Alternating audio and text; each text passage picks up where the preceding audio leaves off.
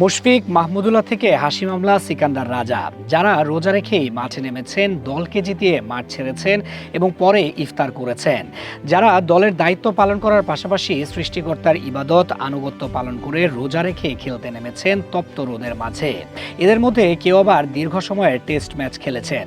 Cricket ইতিহাসের এমন কিছু খেলোয়াড়কে দেখে নিন যারা রোজা রেখে দলকে ম্যাচ জিতিয়েছেন।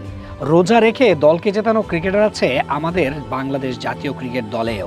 2019 সালে ওয়ানডে বিশ্বকাপে দক্ষিণ আফ্রিকার বিপক্ষে রোজা রেখে খেলেছেন মুশফিক মাহমুদুল্লাহ এবং মেহেদী হাসান মিরাজ।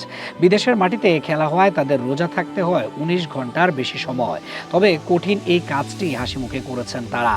তিনজনই অসাধারণ পারফরমেন্স করেছেন এবং দক্ষিণ আফ্রিকার বিপক্ষে ম্যাচ জিততে ভূমিকা রাখেন। সেই দিন রোজা রেখে 78 রানের সর্বোচ্চ ইনিংসটি খেলেছেন মুশফিকুর রহিম। শেষ মুহূর্তে মাহমুদুল্লাহ রিয়াদ 33 বলে অপরাজিত ছিলেন 46 রান করে এবং মেহেদী হাসান মিরাজ 10 ওভার বোল করে নেন 1 উইকেট। সেদিন রোজা রেখে এই তিনজনের পারফরমেন্সে 21 রানে ম্যাচটি জিতে বাংলাদেশ।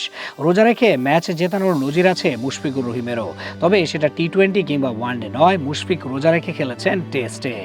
2023 সালে ঘরের মাঠে আয়ারল্যান্ডের বিপক্ষে একমাত্র টেস্টে মুশফিক রোজা রেখে প্রথম ইনিংসে 167 বলে 123 রানের অসাধারণ এক ইনিংস খেলেন এবং দ্বিতীয় ইনিংসে 48 বলে অপরাজিত 51 রানের ইনিংস খেলেন এবং সেই ম্যাচটি বাংলাদেশ জিতে নেয় 7 উইকেট হাতে রেখে।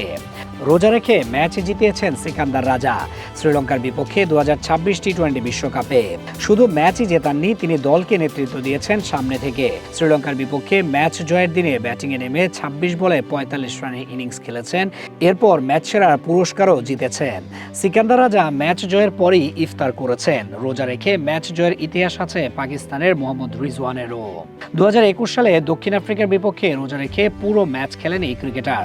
5 ম্যাচের টি-20 সিরিজের তৃতীয় ম্যাচে দক্ষিণ আফ্রিকার দেওয়া 204 রানের টার্গেটে রান তাড়া করে জিতে পাকিস্তান।